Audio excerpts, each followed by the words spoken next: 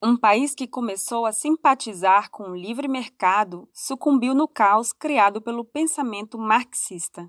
Este é o Visão Libertária, sua fonte de informações descentralizadas e distribuídas. O continente africano, cuja história costuma ser associada à pobreza extrema, tem sido pouco comentado atualmente. Contudo, engana-se quem pensa que todos os países africanos estejam em situação problemática grave. Atualmente, a África do Sul é o maior caso de sucesso no continente, fazendo parte do BRICS, um agrupamento de países que inclui também Brasil, Rússia, Índia e China. Na África, há outros países promissores, como Ruanda e Botsuana, cujos governos vêm simpatizando aos poucos com a ideia do livre mercado. Mas esse é um tema para uma outra hora. Você sabia que entre as décadas de 60 e 70, houve na África um país cuja renda per capita era 60% maior que a média mundial? Parece insanidade dizer isso, não é? Afinal de contas, o que poderia dar errado num lugar onde a indústria cresceu exponencialmente em menos de 20 anos? Pois bem, era a Rodésia, um país que teve um breve período de glória, mas que deu lugar ao Zimbábue, porque abraçou ideias marxistas e passou a sofrer com uma das maiores inflações já registradas. Como a história de lá é pouco contada, vamos falar aqui do seu sucesso, suas controvérsias e do seu declínio sob uma perspectiva libertária. Primeiro, para entender as nuances da Rodésia, precisamos entender o seu passado. No século XIX, a partilha da África foi responsável por dividir as colônias africanas entre as grandes potências europeias. Em se tratando de colonização, é claro que os portugueses tinham interesse na área, buscando adquirir a faixa de terra que conectava Angola a Moçambique. Entretanto, havia um empecilho que acabou tornando esse plano inviável: a Inglaterra. Portugal e Inglaterra, aliados históricos desde 1373, passaram por um momento de tensão próximo à partilha. O desejo dos ingleses era simples: construir uma ferrovia que ligaria Cairo, no Egito, até a cidade do Cabo, na África do Sul. Para realizar esse projeto, era necessária a integração dos territórios relativos às regiões que formam hoje Zâmbia, Zimbábue, Malawi e Botsuana.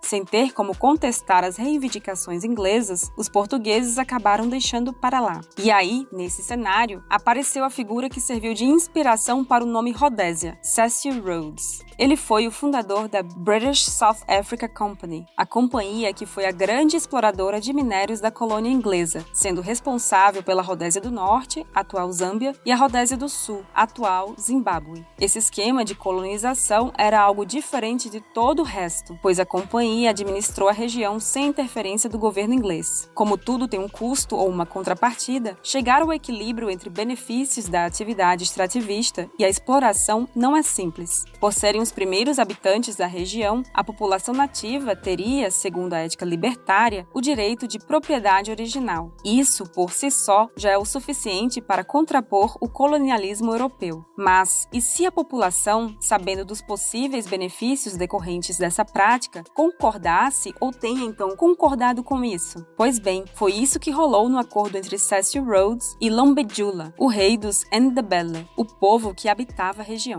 É óbvio que um rei não pode falar por cada um dos habitantes, mas o acordo sinaliza que pelo menos havia um interesse mútuo nas operações ali. Aqui cabem algumas questões importantes. Quem decide o que pode e o que não pode ser explorado? Quem diz quais são os termos justos para que um recurso local seja explorado? Em muitas colônias europeias, esse processo transcorreu com o uso da violência contra os nativos, principalmente no Congo, onde o rei Leopoldo II da Bélgica cometeu verdadeiros crimes contra os congoleses. Mas também é bem claro que os europeus conseguiram grandes avanços que beneficiaram a população local, direta e indiretamente ao longo dos anos. Lembre-se da situação de algumas tribos indígenas brasileiras que, ao perceber que poderiam ter algum ganho por meio do território, foram condescendentes com companhias mineradoras, desde que, obviamente, recebessem uma compensação que julgassem justa. Voltando à Rodésia, essa dinâmica durou até 1923, quando a população decidiu, através de um referendo, pela anexação ao Reino Unido, escolhendo não ser mais administrada pela British South Africa Company. Mas, mesmo sendo uma colônia inglesa, os termos da anexação garantiram autonomia à Rodésia do Sul, algo que ia na contramão dos demais territórios africanos dominados por europeus. A história da Rodésia toma forma mais definida quando, na década de 60, o Partido Trabalhista Inglês assume o comando no Reino Unido. Com isso, inspirados pelo princípio de autodeterminação, os ingleses concederam independência a diversas colônias africanas. A Rodésia do Norte, por exemplo, tornou-se independente em 1964, o que tornou conveniente a mudança de nome da Rodésia do Sul para Rodésia. Nessa época surgiu o personagem mais importante da Rodésia, Ian Smith.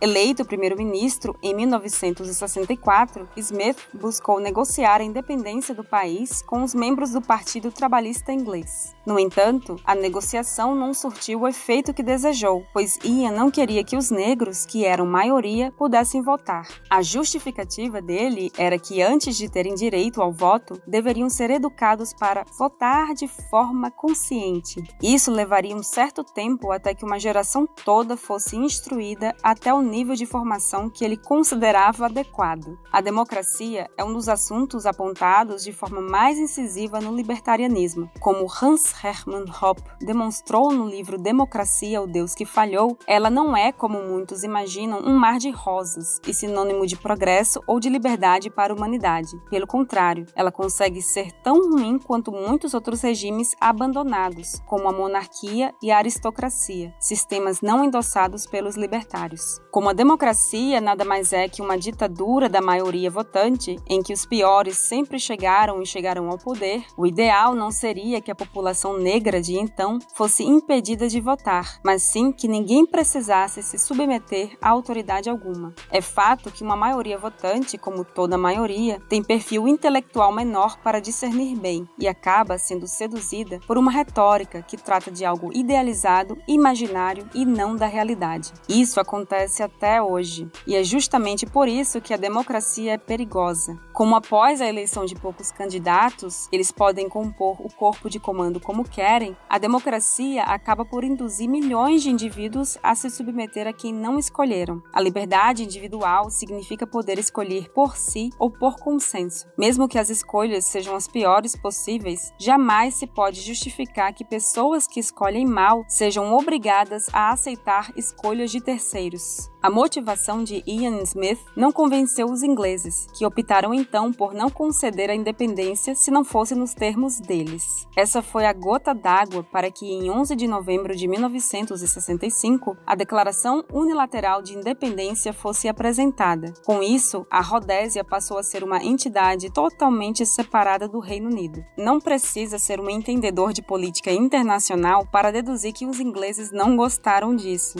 Eles consideraram a Declaração de Independência uma traição. Por isso, o Reino Unido decidiu apelar a uma entidade mundial conhecida até hoje, a ONU. Aí, as acusações de racismo e de ilegitimidade do novo país fizeram com que a entidade, influenciada pelo Reino Unido, impusesse duras sanções à Rodésia. Sob a ótica libertária, as pessoas devem ser livres para ter relações comerciais com quem quiserem, independente do que o Estado diga. As sanções de um país a outro visam enfraquecer um Estado-nação, mas, no final das contas, isso prejudica a vida de pessoas pacíficas que não participam das disputas diplomáticas. A briga entre governantes sempre gera consequências ruins para os governados. Nenhuma instituição pode te impedir de negociar com um certo grupo de indivíduos, pois isso vai contra os princípios da liberdade individual. Como o mundo está impedido de funcionar segundo a ética libertária, as sanções ocorreram, mas surtiram pouco efeito. A Suíça, a então Alemanha Ocidental e os grandes parceiros comerciais da Rodésia não faziam parte da ONU e ignoraram completamente a ordem de sanção. A África do Sul também ignorou, pois as relações com a entidade supranacional já estavam deterioradas devido ao apartheid.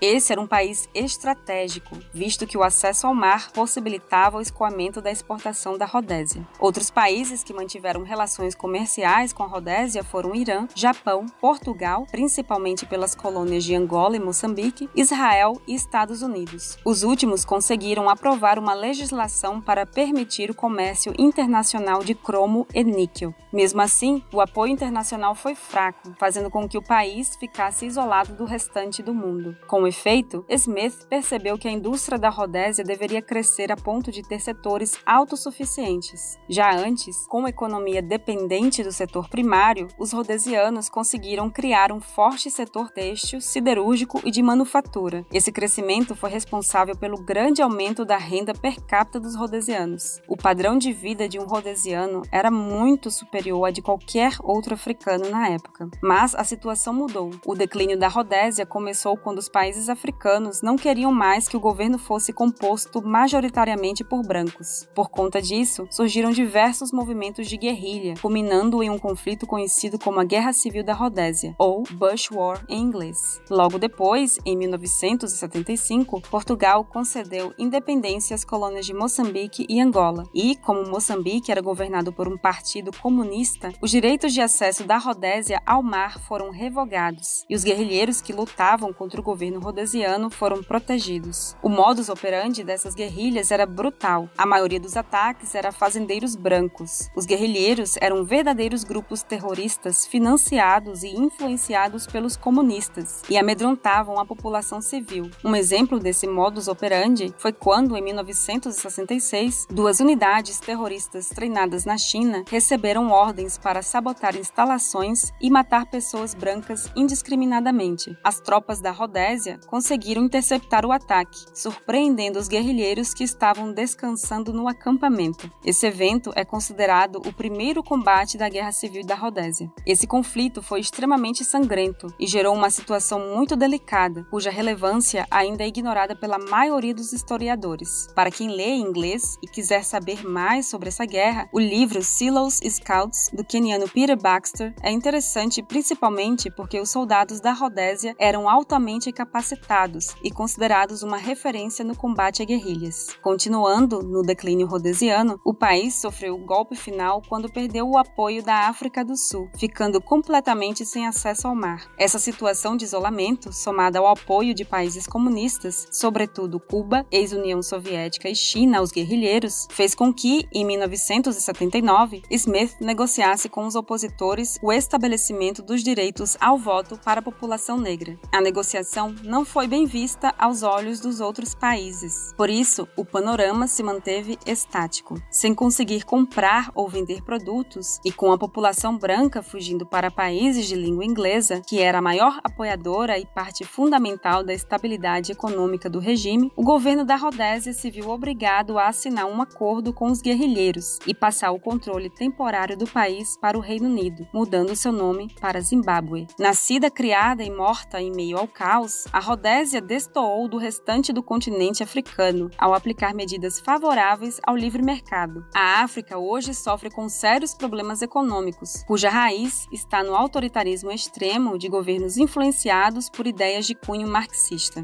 Ao conhecer a história da Rodésia, muitos podem imaginar que o seu fim foi algo positivo, já que um governo de maioria negra e eleito pelo povo iria proporcionar maior igualdade entre os cidadãos. A democracia é apenas uma ilusão e o Zimbábue é a prova viva disso. Após o fim da Rodésia, Robert Mugabe, um guerrilheiro assumidamente marxista-leninista, assumiu o controle do país, sendo seu ditador por mais de 30 anos. Essa descrição é a receita do desastre para qualquer país, certo? Bom, liderando o Zimbábue, Mugabe foi responsável pela evolução de um dos maiores absurdos econômicos já feitos por um chefe de Estado. Foi disso que surgiu a nota de 1 trilhão da moeda do Zimbábue. Mas isso é tema para um outro vídeo. Obrigada por sua audiência. Este artigo foi sugerido e escrito por Paulo Almeida, revisado por Stanley Calderelli e narrado por Baby Oda. Se você gostou deste vídeo, deixe seu like e compartilhe o vídeo em sua rede social. Se você deseja acompanhar nosso conteúdo, inscreva-se no canal e clique no ícone de campainha. Até a próxima!